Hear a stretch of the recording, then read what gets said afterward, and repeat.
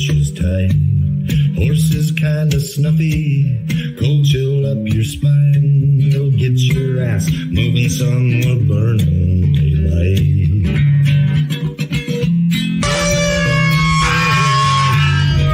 Howdy there, I'm Matt McKinley and we're burning daylight. In the saddle till the job's done right. Welcome to Burnin' Daylight, the only podcast for the working cowboy. Well, howdy there, daylight burners. Aaron is gay. I don't know if any new listeners that are here. My co-host Fence Post Politics is he is often gay and doesn't make the show. So this is one of those weeks where yes, truly gay, spending time with his wife, gayest thing I could possibly think of. So ridicule him mercilessly, and yeah. Hey, we're in the roaring 20s. You guys know that I'm a big history buff, and I'm gonna look at history and see where we're at, where we're going, and man, we're in for a fun one here, fellas and ladies. It's gonna be a fun one. We had a bunch of financial turmoil over the weekend, and yeah, we'll just get into it. This where are we at? There we go. All right. Moody's cuts outlook on U.S. banking system to negative, citing rapidly deteriorating operating environments. Shocker. This should not come as a surprise. So we had Silicon Valley Bank, and then I forget what the bank in New York was called. Signature Bank. Oh, and Silvergate Bank. That's a new one. I read something about that. Maybe that was I can't remember. Silicon Valley Bank is, well, Silicon Valley. It's heavily invested in startups and also treasury bonds. Apparently, they also heavily invested in woke, but contrary to what DeSantis and a bunch of the conservative people will say, the woke did not make them go broke. Yeah, I read somewhere earlier that, like, if anything, it made them better off being woke, and I kind of tend to agree. Anyhow, there was a run on the bank on this Silicon Valley Bank Friday, I believe, is when the news broke, and they collapsed, and so now the FDIC is kicking in. So if you have any sort of checking account, savings account, you're familiar with FDIC. I bank at a credit union, which I don't know exactly what the difference is, but people that are kind of shifty with their money agree that for the most part that credit unions are better. I can't confirm that at all, but because of those reasons, that's why I bank at a credit union. So anyhow, it's seems like a better way to go, but there's like I said, this should not come as any sort of surprise, whatsoever. And I just One of these days we're going to learn. I think that we got to have sound money. I don't know when that day comes, but I do think that it's going to happen at some point. Looks like my Rumble feed is not up. Maybe. Anyway, I'll keep going. I'll try to multitask. Probably won't happen. I'll put it up later. But the money situation in the U.S. has not been great since 1971. But here, particularly the last,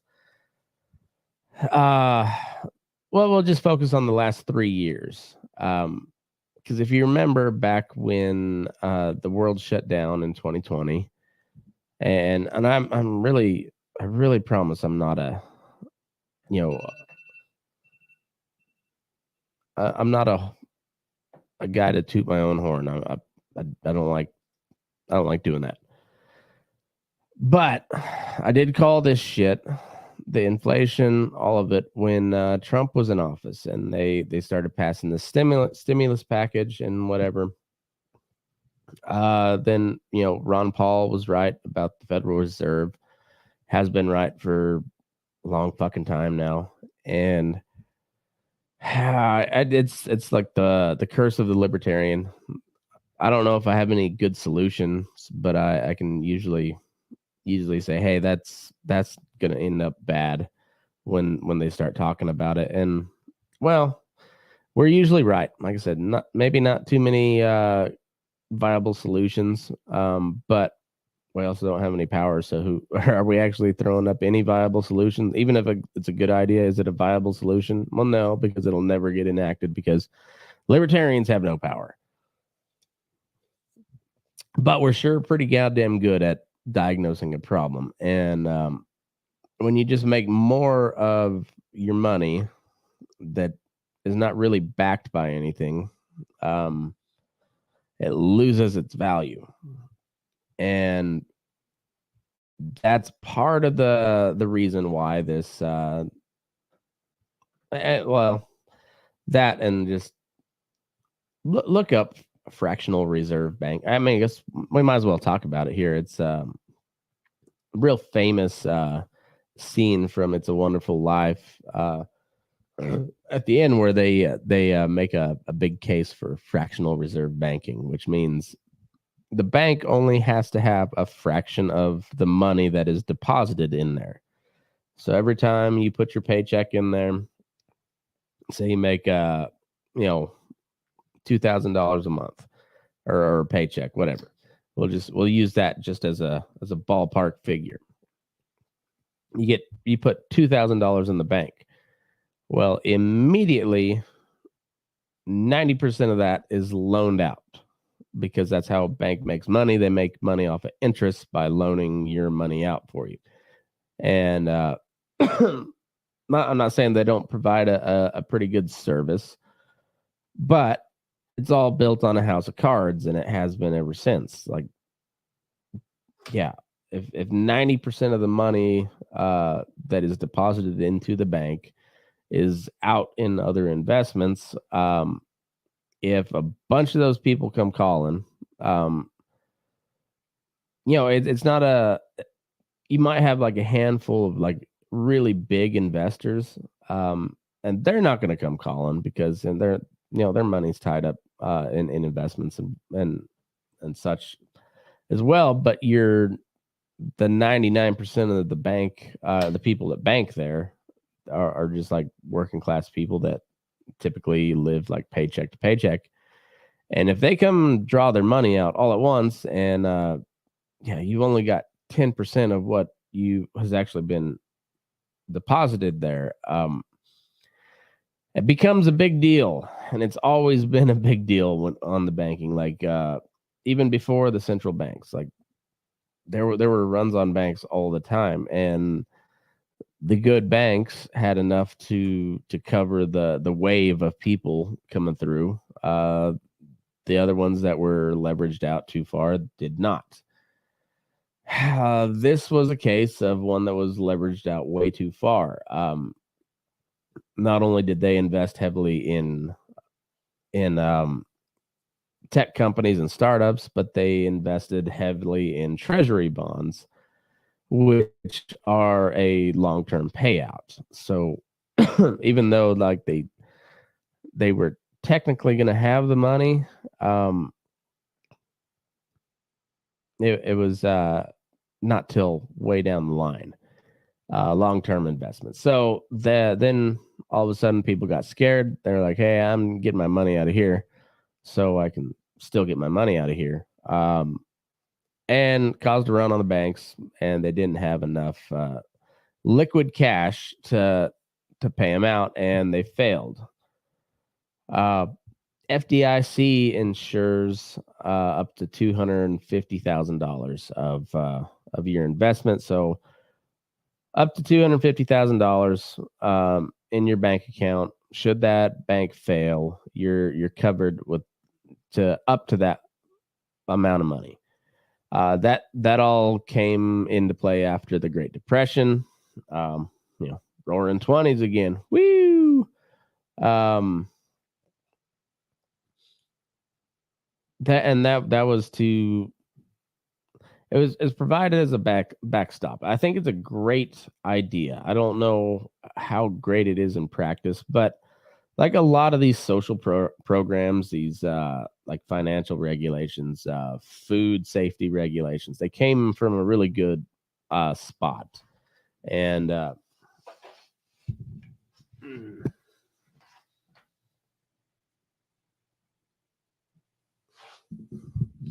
there we go. See in the corner of the monitor, and it was bugging me. But anyways, they all come from a good spot. They're trying to help the normal working person not get fucked over, which is a noble effort. Anyhow, what that means is, should a bank fail, the federal government's on the hook for every investor up to $250,000. So if you only had $1,000 in there, you're only getting $1,000 back. That's how it goes. You're insured to what you had in the bank.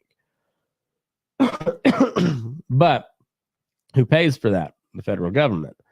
Well, we fund the federal government, so it's essentially an insurance policy against your banking institution. The downfall with that is it still allows banks to go make a bunch of risky investments because they know they're covered up to a certain point. And now we seem to have set a new precedent where they have the federal government has decided that every one of those clients of Silicon Valley Bank will be recompensated in whole. The Roku company, I heard this on Crystal and Sagar. I don't know where they got their source from, so I guess you can't quote me on it, but I imagine it's probably pretty true. But Roku had over $400 million in one bank account at Silicon Valley Bank. And the federal government decided that, even though we're only obligated for $250,000, we're going to go ahead and recompensate everybody fully. And then the FDIC takes over and the bank gets sold. I think the UK branch of Silicon Valley Bank sold for a single dollar. When it was all said and done, I saw that on Twitter. So verify that at your own will. I don't know how true that is, but sounded good. And this news is probably fake, so we're covered, I think, by the semi-fake news clause. But anyway, so Moody's Investor Service is we'll pop that back up on the screen there. Cut its entire view on the entire banking system from negative to negative from stable. It was stable. Now they said negative. We've changed to negative from stable our outlook on the U.S. banking system to reflect the rapid deterioration of the operating environment following deposit runs at Silicon Valley Bank, Silvergate Bank, and Signature Bank, and the failures of SVB and SNY, Moody's said in a report. The moves are important because they could affect credit ratings and thus borrowing costs for the sector. In its downgrade of the entire sector, the rating agency noted the extraordinary actions taken to shore up the impacted banks. They said other institutions with unrealized losses or uninsured depositors could still be at risk. And one of them that they said could still be at risk is Credit Suisse. And I'm assuming they're this is a good Credit Suisse. Credit Suisse shares fall to an all-time low as bank announces it has found material weakness just hours after Wall Street expert predicted that it would be the next to fall after SVB. So Robert Kiyosaki, the guy that wrote Rich Dad Poor Dad, predicted that Credit Suisse would be the next one based on their treasury bonds. And I would go more into depth on that, but I'm not that much of a finance guy, and I don't know exactly what all that means. But like I said, I know it's long-term investments and which are not liquid, which you can't you can't turn those over and sell for cash real quick. So I guess I'm a little smarter than I gave myself credit for, but I still don't know it very well. And the more that I learn about the real world, the more I realize like the people that run this shit don't actually know all that much either. So, yeah, fun times. This one is really fun. Going back to the Silicon Valley. So cheering Silicon Valley Bank bailout. And there's a lot of conservatives that are saying this is not a bank bailout. And there's hey, when you get into the technicalities, I mean, they're not bailing out the bank; they're bailing out the investors, which the investors are the banks. So I mean, it's potato tomato. At the end of the day, they ended up paying everybody in full, which they're not required to do by law, and it just so happens that a lot of big tech companies had money in that bank, so it's not really that big of a surprise that they got their full compensation. So is it a bailout? Yeah, essentially. Maybe not in name. Maybe they did a couple loop-de-loops to get there, but it's they still got more than they were required to by law. So Gavin Newsom doesn't mention he's a client. At least 3 of the California governor's wine companies are held by SVB, and a bank president sits on the board of his wife's charity. This was an interesting one. California Governor Gavin Newsom praised the Biden administration's decision to intervene on behalf of Silicon Valley Bank's clients after the bank was taken over by the FDIC on Friday amid a bank run. The White House, quote, acted swiftly and decisively to protect the American economy and strengthen the public confidence in our banking system. Newsom said in a statement. What Newsom didn't mention that it also protected his own companies if they held over $250,000 in deposits, which I'm sure they did, being wineries and a charity organization connected to the governor of California. I'm sure they're running more than $250,000. Cade, Odette, and Plump Jack, 3 wineries owned by Newsom, are listed as clients of SVB on the bank's website. Newsom also maintained personal accounts at SVB for years, according to longtime former employee of Newsom's, who handled his finances and who requested anonymity to to avoid professional reprisal. Bum, bum, bum.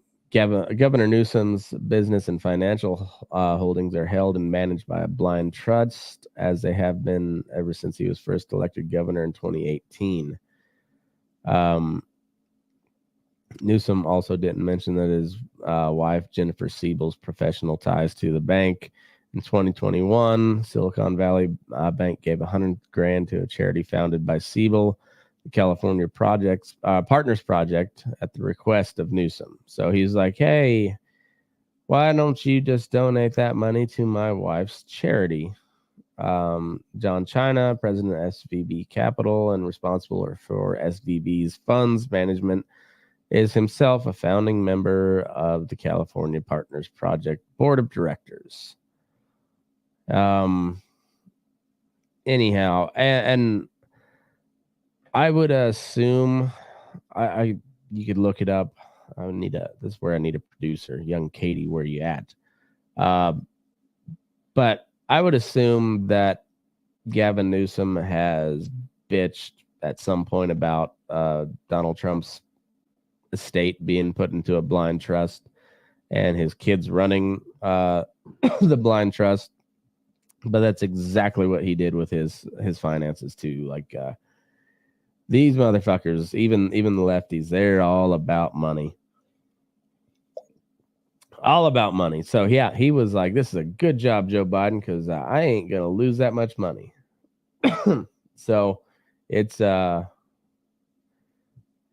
really wild. I mean, like Roku, man, can you imagine I think the number I heard was 458 million they had in a single checking account. So you're looking at $457,775,000 or $750,000 just fucking gone because the bank failed. I'm sure they were calling up every congressman and senator they knew, and they were calling every aide to the White House that they had contact to, because that's shit that's what causes a depression. Like people lose their entire fortunes. So and no matter how small or big that fortune is, when it's gone, it's fucking gone. And like it goes back to the Wonderful Life, where he's like, oh, your money's not in the bank, it's in Timmy's house, and it's over there, and it's over there. And I mean, man, it seems at the end of the day like that, maybe that's not a great strategy to have, this whole fractional reserve banking. I'm kind of a dummy on that. I'm not good with money, so I'm not one to take advice from, but it just seems, even from a financial dummy like me, it's like, that sounds like a bad system, it doesn't sound very, very sound. Anyway, so a lot of speculation in the markets that this could kick off the recession. If you've watched the numbers, we were in a recession a while ago, and we were maybe up for a quarter, depending on how you fudge the numbers. But economy has not been good for quite some time. Like, it really wasn't that great under Trump. Like, shit was cheaper for sure, and business was booming, but the economy itself wasn't great, because you had really low interest rates, which they use to finance wars. Once again, I'm not very adept at this finance stuff, but I do know that when you have money to invest, the lower the interest rates are, the more likely you're going to invest a bunch, because you don't have to pay as much back. That's how the whole interest rate works. And we've been at or near zero. Like, even now, like, we're not like the mortgage rates and stuff have went up quite a bit, but as far as the Federal Reserve lending rate, we're nowhere near where they were in the 80s to try to combat that inflation. So like it's gonna hurt. But anyway, the reason the interest rates were so low was to finance wars, Afghanistan, Iraq, the Gulf War, Vietnam, I'm sure as well. I mean, that's probably the war debt from Vietnam is a big reason why Nixon took us off the gold standard in the first place, I would imagine. Once again, I don't know for sure. That's something that should probably look up, but that would be my guess. Anyhow, like the Federal Reserve's been raising interest rates, like they say like really, really high rates, but like at the most it's been a full percentage point. And looking at the 80s where it was like 18% interest rate, and we're only at like 3.5 or some shit like that. We got a long ways to go, and yeah, like because they're only like gradually increasing, you know, the layoffs haven't been all that big, but the inflation keeps going up, and they're talking about how inflation's down. It's only at 6% this month, but it's still 6% higher than it was this time last year. So what the fuck, man? Like you can't say that it's like you've decreased the inflation. Like, no, it just maybe you've stopped it from rising quite as much, a little bit. And it was like by 0.5%. Like, it's still, once again, 6% higher than it was last year. This is like the year-over-year inflation. And I don't know how all these banks are invested out, but I'm sure it's this whole thing is a house of cards, and it's the wind's picking up. It's really picking up. But brighter news on the economic front, one industry that seems to be just evergreen, recession-proof, depression-proof is the arms industry, and we are putting a lot of money into armaments, and we are getting just even closer to World War III. And it's almost at the point where you're just like, fucking get it over with. Somebody like bomb one of those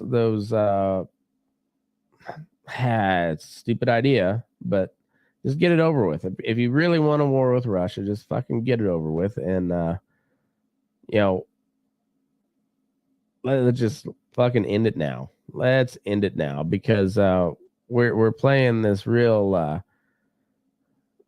like cock tease game of it, and now we've got a Russian fighter jet bullied a U.S. drone before knocking it out of the sky. Reports have said, all right, so we got a Russian fighter jet collided with a $32 million U.S. Reaper spy drone, sending it crashing into the Black Sea. It's not just a spy drone. This drone can carry a lot of different payloads. I think Sidewinder missiles, and it's called the Reaper for a reason. You know, we took out some motherfuckers with these things before, and it's hanging out off the coast of Crimea, which Russia says is theirs. And the whole world can dispute it, but in the meantime, Russia is there, and I don't see anybody taking it back from them anytime soon. And last time I checked, Crimea is across the Atlantic Ocean, and then across Europe, and then there's the Black Sea, like that butts up against Ukraine and Russia, and then like Turkey, and it's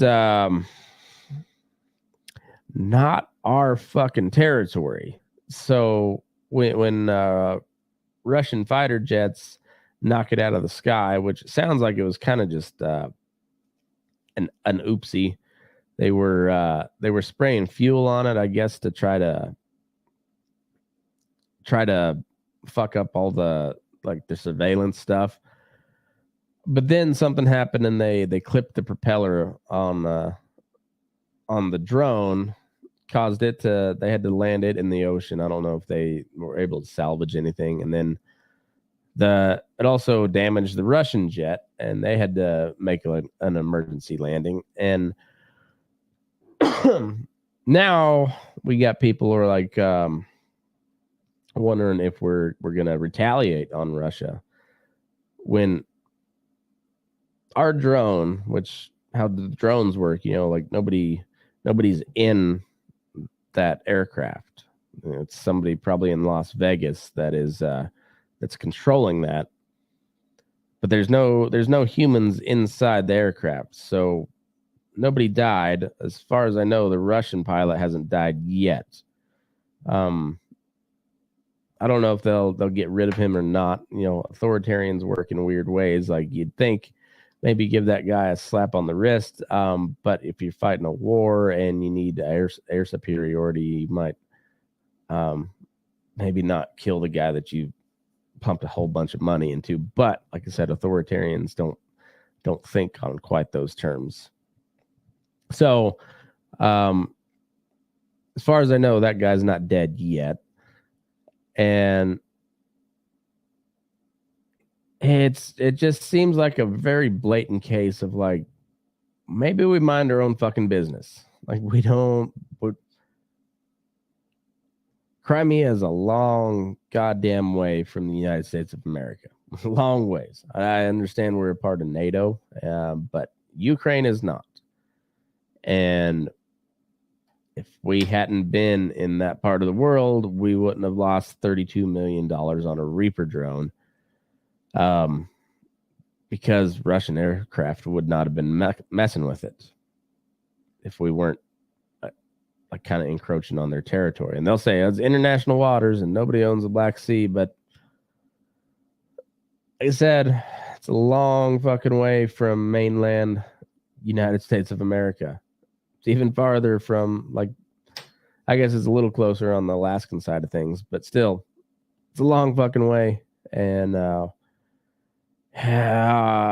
they just keep ratcheting it up. Every time there'd been reports where like China had reached out to Zelensky and he was willing to possibly think about coming to the negotiating table. There's been a lot of pressure from the Republicans to stop the funds going to Ukraine. And by a lot, there's been a handful of people. Overwhelmingly, the Republican majority is they're even worse than the Democrats on Ukraine. They think we haven't spent enough money on Ukraine. So your conservative Republicans, outside of, like I said, a handful. There was 20 people that held up the speakership vote.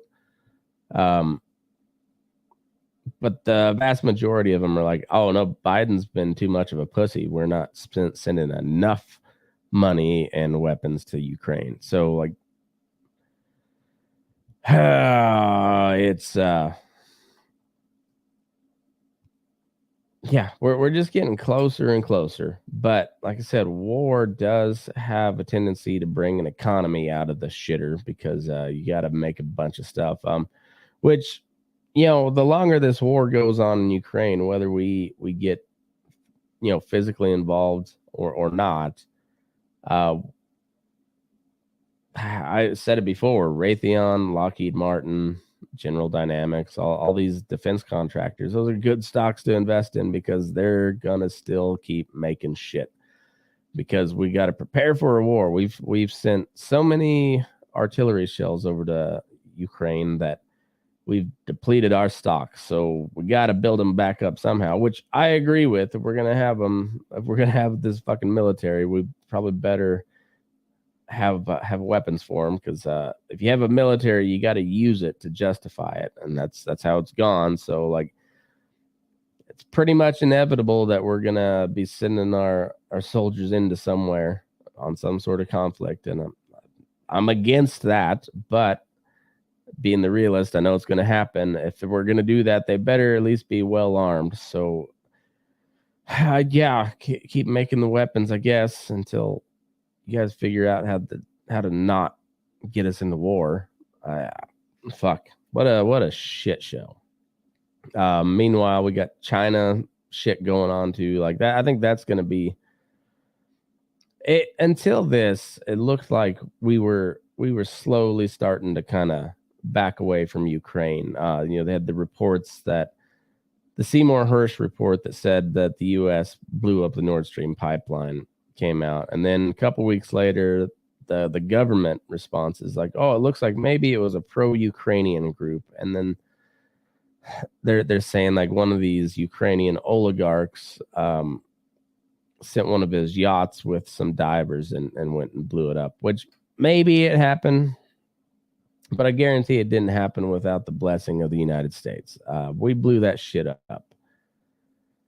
And but anyway, they threw out that pro-Ukrainian group, maybe as a sign of like, maybe this Russia seems real serious about this, and we're gonna give them a bunch of weapons, and maybe they'll push forward and regain a little bit of territory, and then you can come to the negotiating table from a stronger stance. It looked like that was maybe what was going to happen. Now you have this shit with the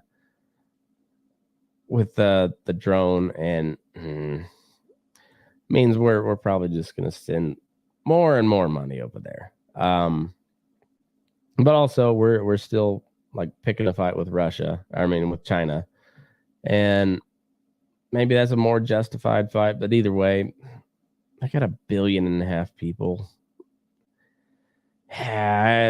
Just that seems also like a bad idea. And I named this episode with the Roaring 20s because it's, if you have studied it all on the 20s, the early part of the 20s, when the war state was winding down, so we went to World War I, sent a whole bunch of arms and wheat and men over to Europe, and we tipped the tide of the war. But then after that happened, like, we scaled back the military. We stopped shipping a bunch of wheat over to Europe, which led to like a collapse in the grain market, which, the big reason why the area I'm from was settled was to grow wheat to supply the war effort in Europe. And then once the war was over and the Ukrainians went back to growing wheat, we had a surplus. Price collapsed. The economy went into a depression. But Calvin Coolidge was the president at the time, and he instructed the Federal Reserve not to do anything. And the market corrected itself within like 18 months or some shit like that. It was a real quick, as far as depressions go. It was, it hurt. Like, a lot of people lost a lot of shit, but it corrected quickly. And then you get the Roaring 20s, and we're only 3 years into this decade, but we've had some boom times, and we've definitely had some bust times, and it just seems like we're working on a shorter timeline than the 20s, because then after, I think it was 1920, 1921 when the depression hit, and then you had all the way to till 1929 a boom time. We had like 2020 to 2021. No, I guess the first part of 2020 was pretty good. Then it took a shit. And and then we had a little resurgence, but now we've got inflation to go with it, and now it seems like we're heading for a real big crash, which libertarians have been protecting for a long time. I don't know how bad it's going to be. I don't know when it's going to happen, but it's going to happen because our whole system that we're set on is a house of cards. So like it's any sort of little bump here and there is gonna push it, and I don't know what what the catalyst is gonna be, but these banks failing, that's not a great sign. This drone getting downed by a Russian jet, that's not a great sign. Sending more weapons to Taiwan, that's not a great sign. Trying to bolster all of our alliances across the South Pacific so we can island hop to Taiwan or China for the next war. That's not a great sign. All of it's not great. And then on top of all of that, China, it's come back in the picture. They've essentially restored diplomatic relations between Iran and Saudi Arabia, which the U.S. does not want. Saudis are our friends, even though they're giant pieces of shit. And it's funny how the guys on the Republican side, they'll bitch about Hunter Biden and Burisma in Ukraine, which they should. It's corruption at its finest, but they won't say shit about Donald Trump taking a bunch of money from the Saudis immediately after he's out of office. Like this live golf deal, something like $100 million per tournament, and he's got 3 of them this year, I think. And live golf is funded by the Saudi royal family. So, I mean, it's tell me the difference between Hunter Biden and Ukraine there. It's except maybe Trump knows golf better than Hunter Biden knows natural gas, but a bribe's a bribe, man. It's anyways, we're pals with the Saudis, hate the Iranians, but now China came in and put Saudi Arabia and Iran back on speaking terms again. Which puts Israel at a kind of in a weird spot, which puts us in a weird spot. So then when you put it all together, you've got shit popping off in Europe, shit about to pop off with China and Taiwan, and possibly a whole new brand of shit popping off in the Middle East. And we're just balls deep in all of it. And yeah, I'm just like, can we pull out? Just pull out. Don't blow that load. Just pull out and be like, hey, might have got in over our heads here. Let's the smart thing to do, which I guess there has been one smart thing that Biden has done here lately. He's signed off on some offshore drilling in Alaska, not as much as they were requesting, but only like 20% of what they were requesting, but it's new drilling. And you're like, even this fucking just retarded administration can realize like, oh, we're going to need some more oil if we're going to pick all these fights because we got to make some shit. But yeah, if we were smart, we'd go back to just making all of our shit here, incentivizing businesses to come back to the United States, which was Trump's platform. The tariffs, I don't know if I necessarily agree with, because looking back on history, they didn't end up real well. Smoot-Hawley tariffs. I wonder if that Hawley is related to Josh Hawley. Josh Hawley's pretty protectionist, so I bet there's some connection there. We'll look that up later. But as far as bringing manufacturing back to the U.S., that seems like the only way out. Like we should stop exporting all of our good shit and selling it here, domestically. And the best defense, particularly for the United States, because you got an ocean on either side of you. If you make all of your own shit, the rest of the world can't really fuck with you. They're not going to come invade you because they'll get mowed down by all the more guns than people that we have here in the United States. And I mean, those are just privately owned guns, let alone what the military has. So we don't have to worry about invasion, I don't think. But then particularly if we have a strong industrial base, we have a strong agricultural base, we're self-sufficient. We got a strong energy base. Nobody can fuck with us. But instead, we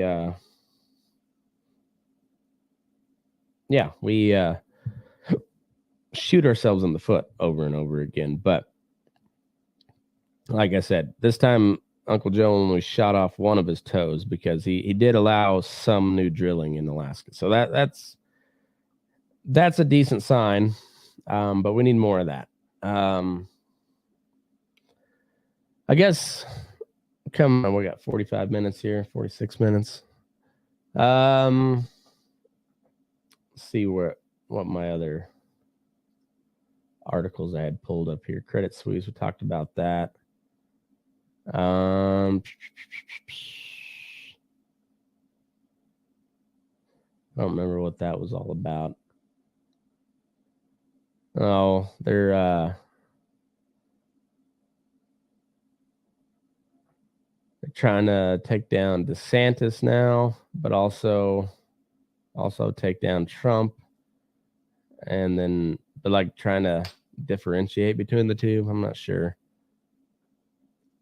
Oh, this was a good one. On the domestic front here. Here's why living in the country may actually hurt your health. It's written by John Anderer out of Houston. The grass or pavement is always greener. Plenty of people who live in cities dream of one day packing their bags and retiring to a much more natural setting filled with wide open spaces. But many residing in more rural regions often wonder about life in a big city. Both settings have their ups and downs. Researchers from the University of Houston are encouraging more people to pack up and head toward more urban areas. Good work, University of Houston. Keep it up. Put out more of these studies. Keep those goofy fuckers in the city. Their study finds that Americans who live in rural areas tend to be more anxious and depressed, less open-minded, and more neurotic. Additionally, people living in the country displayed lower levels of life satisfaction and less purpose or meaning in life than those living in urban areas.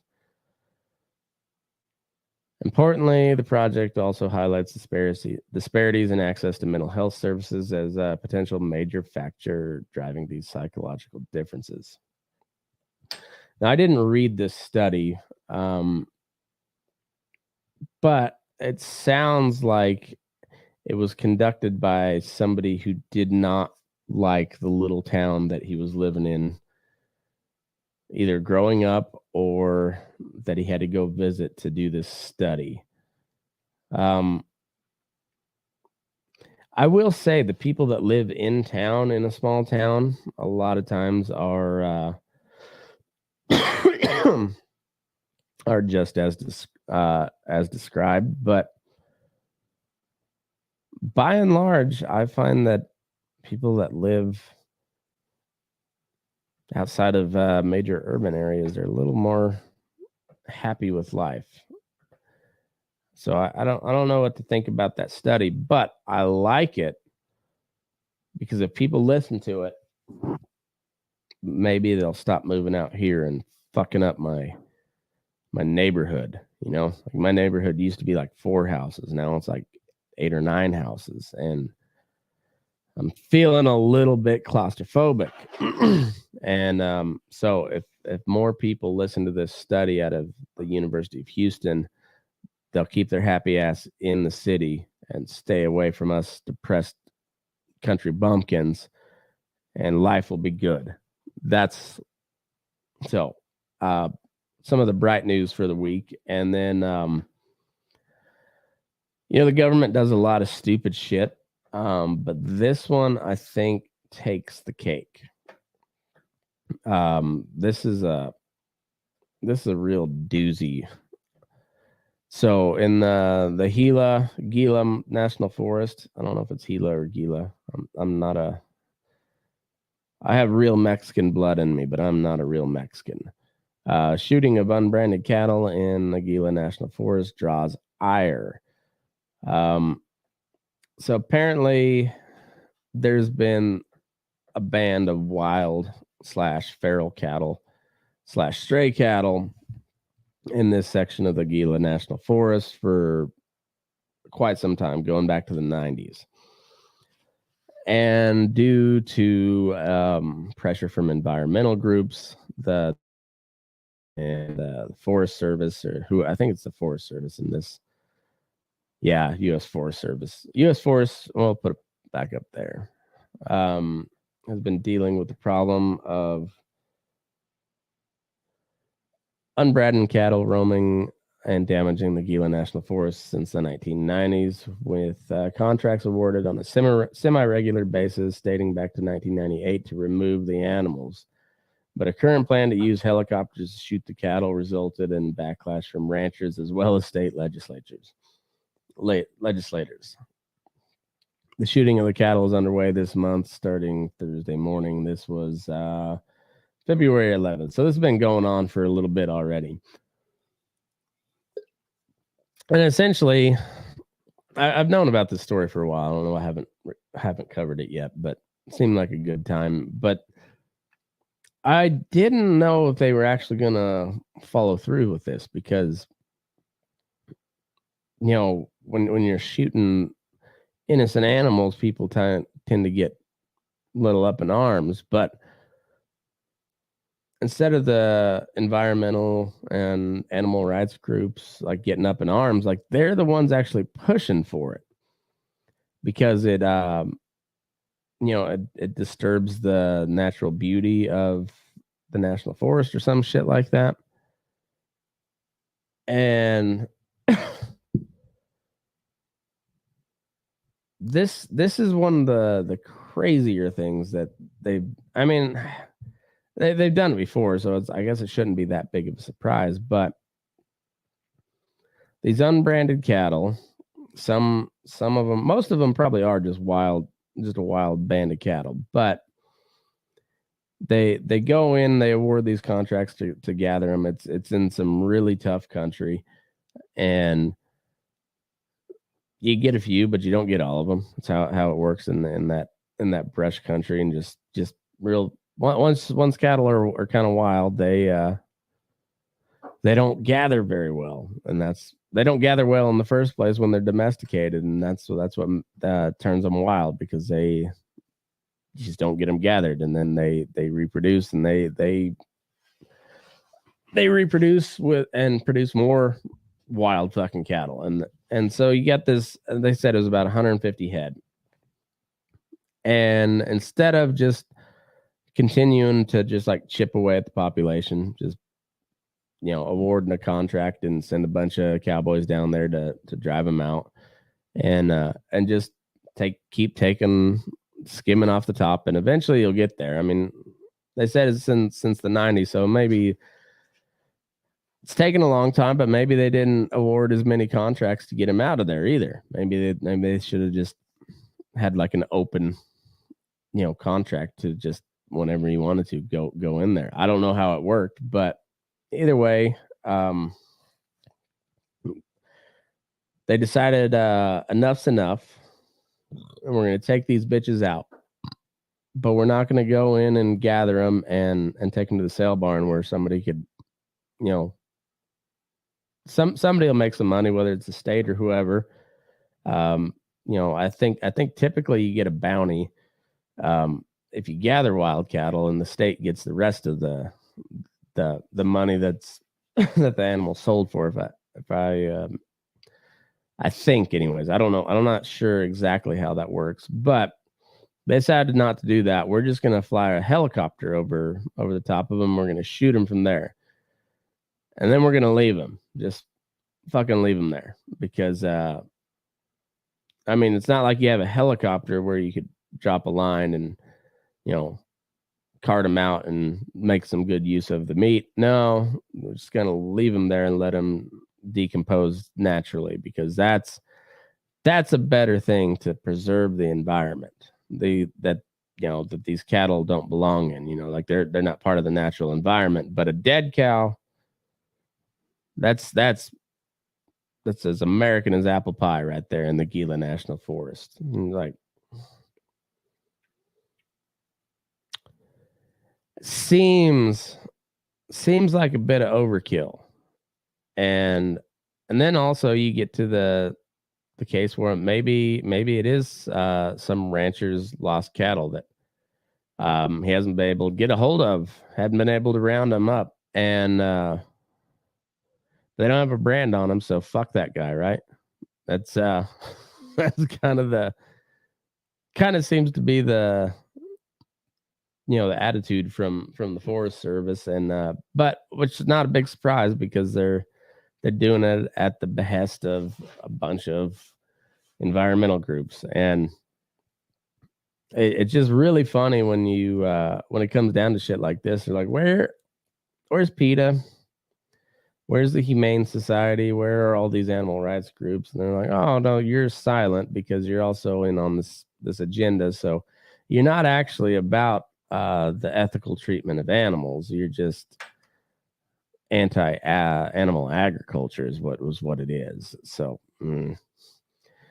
oh, fuck all these people. I really hope that none of the neighboring ranches get any of their cattle shot, but I won't be surprised if they do. What a dumb fucking thing. But anyway, that's it's getting late, and I'm gonna go to bed. So that'll end it for the night. Thanks for tuning in. Don't have a Patreon segment for this week, but it's always ad free on Patreon. So you can go to patreon.com/burning-daylight, sign up there.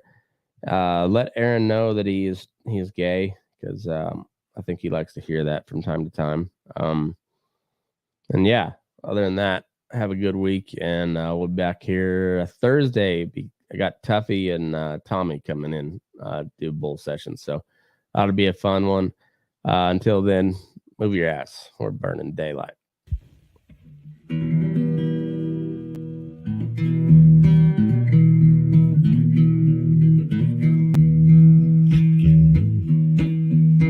Your eyes up in the morning, beneath the stars so bright. Pull your hat down, make sure your cinch is tight.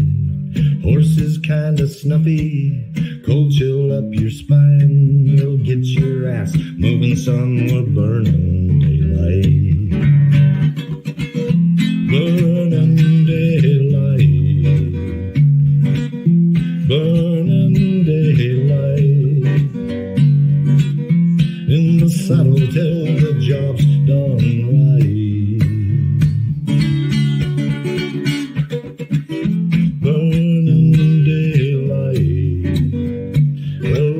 Just together, and you won't catch 'em all. But when you ride through the gate, make sure you sit up tall. I can see the horizon, it's looking pretty bright. Well, get your ass moving, son, we're burning daylight. Burning daylight.